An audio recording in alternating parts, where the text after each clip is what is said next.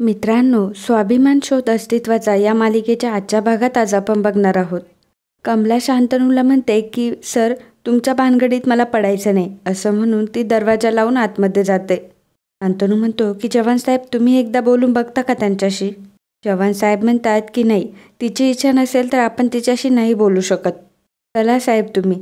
आणि मग शांतनू आणि हवालदार तेथून निघतात.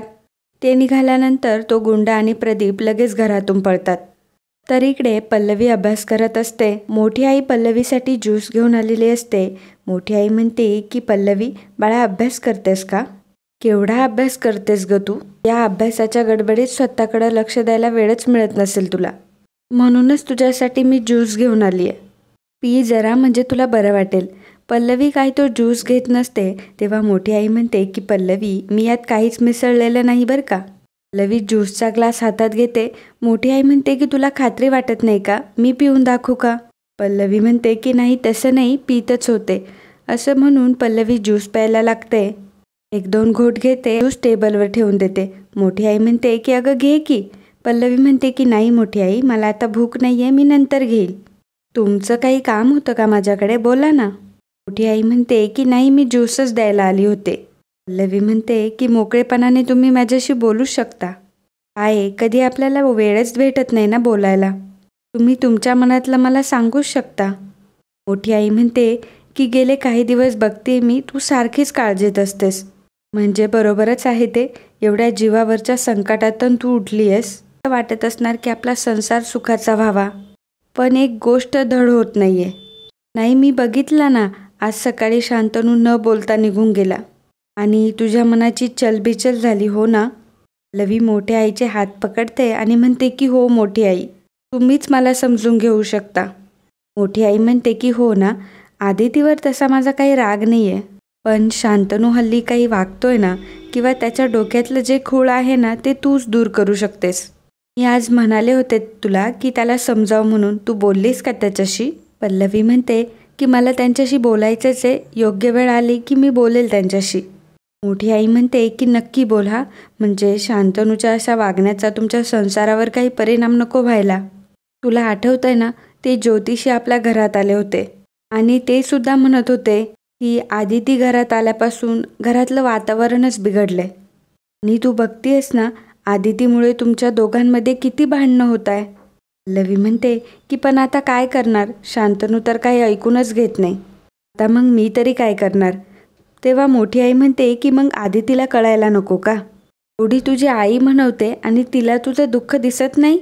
एक गोष्ट लक्षात ठेव, तुझा संसार सावरणं हे तुझ्या हातात आहे. असं आहे, माझा जीव तुटतो तुझ्यासाठी आणि माझ्या शांतनूसाठी, म्हणून तुला समजावून सांगते. पल्लवी म्हणते की हो मोठी आई, तुमचं म्हणणं समजतंय मला. पण काय मोठी आई, शांतनू जरा हट्टीच आहेत. या प्रकरणाचा छडा लावल्याशिवाय ते तरी गप्प बसणार नाही. पण तरीही मी शांतनूशी बोलणारच आहे, कारण इतर कुठल्याही गोष्टीपेक्षा मला माझा संसार जास्त महत्त्वाचा वाटतो. मोठी आई म्हणते की तू सांगच त्याला, अगदी समजावून सांग. आदितीवरच्या नात्याला तू गुरु म्हटलंस, आई म्हटलंस, अगदी काहीही म्हटलं ना, तरी पण सगळ्यात महत्त्वाचं नातं असतं ते नवरा बायकोचं. आदिती काय तुला जन्मभर पुरणार नाहीये. म्हणून तुला म्हणते की तू शांतनूला समजव आणि तू हे काम चांगलं करशील याची मला पूर्ण खात्री आहे. पल्लवी म्हणते की हो मोठी आई, तुमचं म्हणणं अगदी पूर्णपणे पटतंय मला. मोठी आई म्हणते की हो ना, मग आता खाली बस, तो ज्यूस पी आणि अभ्यास कर. मग पल्लवी ज्यूस पिते. मोठी आई म्हणते की खूप बरं वाटलं ग की तुझा माझ्यावर परत विश्वास बसला.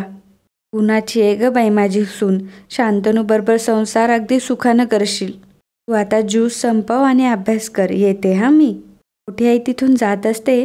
पल्लवी म्हणते की मोठी आई, जाता जाता तेवढं फॅनचं बटन ऑन करता का प्लीज? सारखी उठबस करून पाठीला त्रास होतो ना माझ्या. मोठी आई म्हणते की हो करते की. आणि मग बटन चालू करून ती तिथून निघून जाते. पल्लवी तर अगदी डोक्यालाच हात लावून बसते. ती मनात म्हणते की तुम्हाला काय वाटलं, तुमच्या बोलण्याला मी भुलेल? तुम्हाला आता आतून बाहेरून पूर्णपणे ओळखते मी खोटी आई.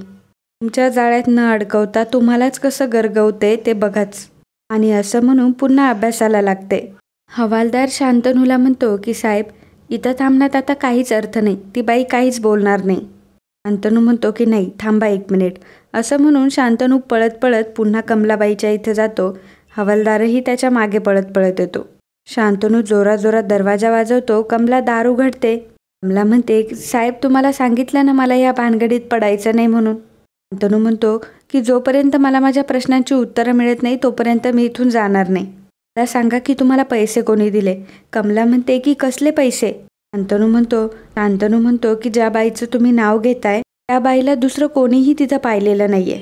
फक्त तुम्हीच असं सांगताय. मला माहिती आहे तुम्ही खोटं बोलताय. बघा जे काय आहे ते आत्ताच कबूल करा, नाही तर तुम्हाला पोलीस स्टेशनमध्ये यावं लागेल. मग पोलीस तुम्हाला बरोबर बोलायला लावतील.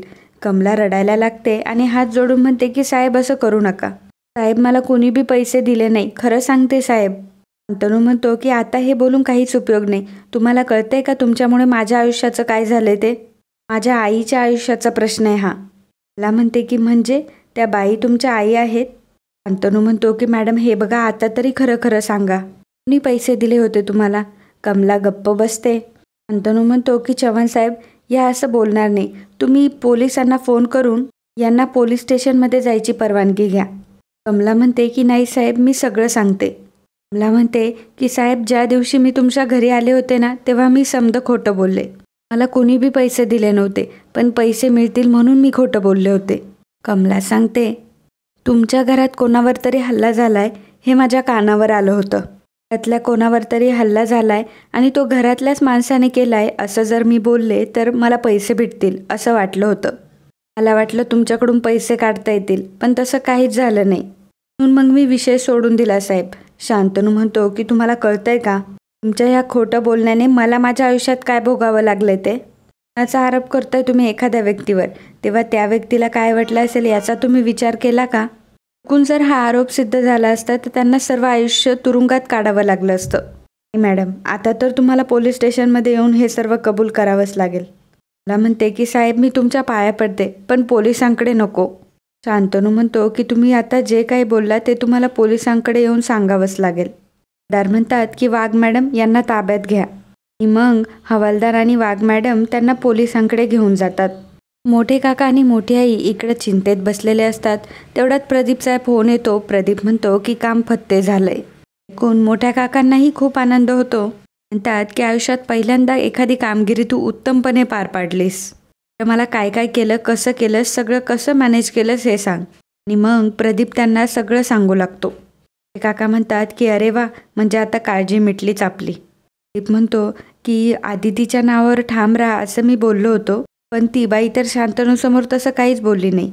फक्त मला या भानगडीत अडकवू नका असं म्हणाली आणि दार बंद करून घेतलं.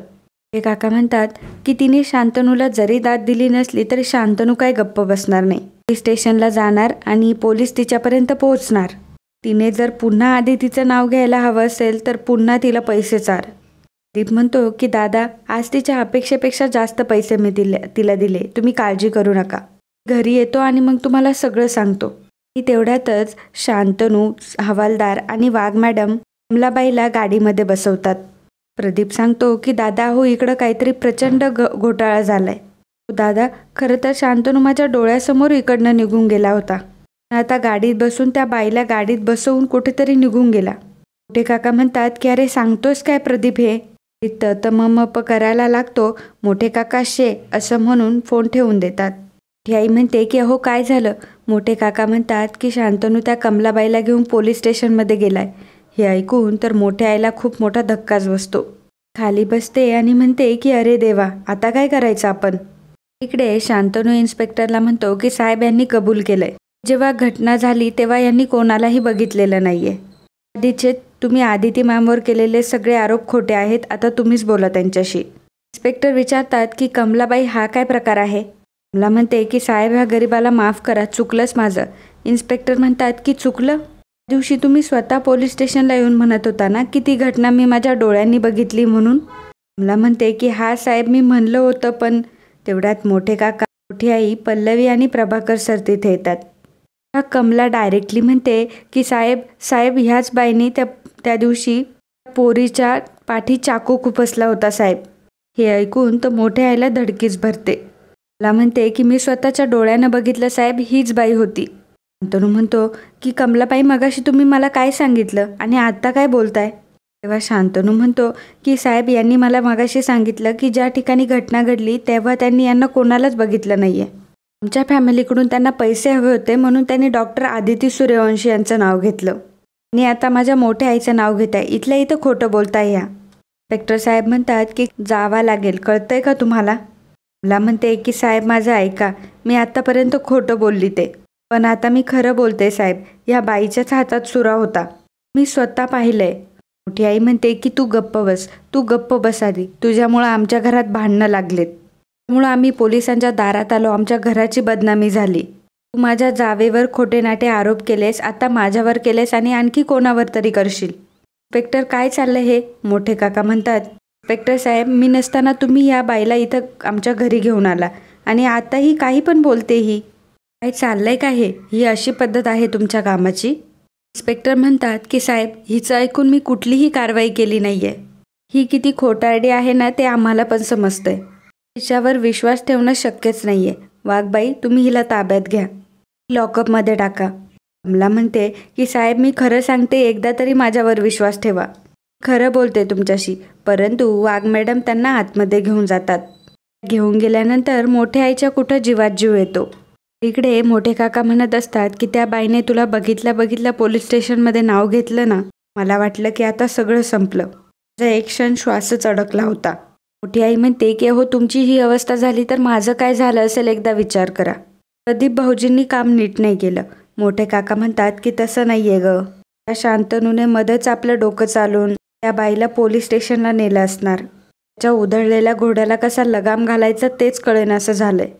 बरं आपण सर्वांनी मिळून त्या बाईला तिथं खोटं पाडलं. दांडगा आला रे आला अशी गत झाली आहे तिची. आधी खोटं बोलली होती म्हणून आता कोणीच तिच्यावर विश्वास ठेवेना.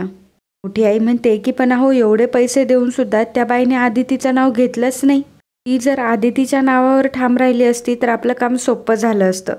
शांतनूचे तिला निर्दोष सिद्ध करण्याचे मार्ग बंदच झाले असते. हे काका म्हणतात की सुपर्णा आपण यात अडकलो नाही, यात नशीब समज. योग्य वेळी माघार घेऊन स्वतःचा जीव वाचवणं अत्यंत गरजेचं असतं. जे काही करायचं ते योग्य वेळ बघूनच करायचं. आता आपल्याला जास्त सावध राहावं लागणार आहे. ना त्या आदितीला वाचवण्यासाठी शांतनू किती प्रयत्न करतोय ते. आपल्याला कोणालाही न सांगता तो त्या बाईपर्यंत पोहोचला. आपल्याला त्याच्यावर बारीक नजर ठेवावी लागणार आहे. आपण जर आता गाफील राहिलो तर कधी आपला घात होईल कळणार पण नाही आपल्याला. आणि मित्रांनो आजचा भाग इथेच संपतो. पुढील भागात आपल्याला पाहायला मिळणार आहे. शांतनू पल्लवीला म्हणतो की पल्लवी आता आपल्याला लगेच निघावं लागेल, खूप महत्त्वाचं काम आहे, चल. पल्लवी म्हणते की पण आपण कुठे जाणार आहोत? शांतनू म्हणतो की पोलीस स्टेशनला. मोठी आई बाहेरून हे सर्व बोलणं ऐकत असते. ती विचार करते की आता हा पोलीस स्टेशनला का चाललाय. शांतनू त्या गुंडांकडे जातो आणि म्हणतो की पैशांसाठी काम करता असं तुम्ही सांगितलं आणि त्या मॅडमनी तुम्हाला पैसे दिले असं तुम्ही सांगितलं ना. तेव्हा गुंड म्हणतो की हो साहेब, पैशांशिवाय आम्ही काहीच काम करत नाही. तेव्हा शांतनू म्हणतो की मग त्या मॅडमनी तुम्हाला ब्लँक चेक का दिला. तेव्हा तो गुंड म्हणतो की नाही सर, त्या मॅडमने नव्हते पैसे दिले मला. शांतनू म्हणतो की मग पैसे कोणी दिले तुला. तेव्हा मोठे काका डोळे वटारून त्या गुंडाकडे बघत असतात.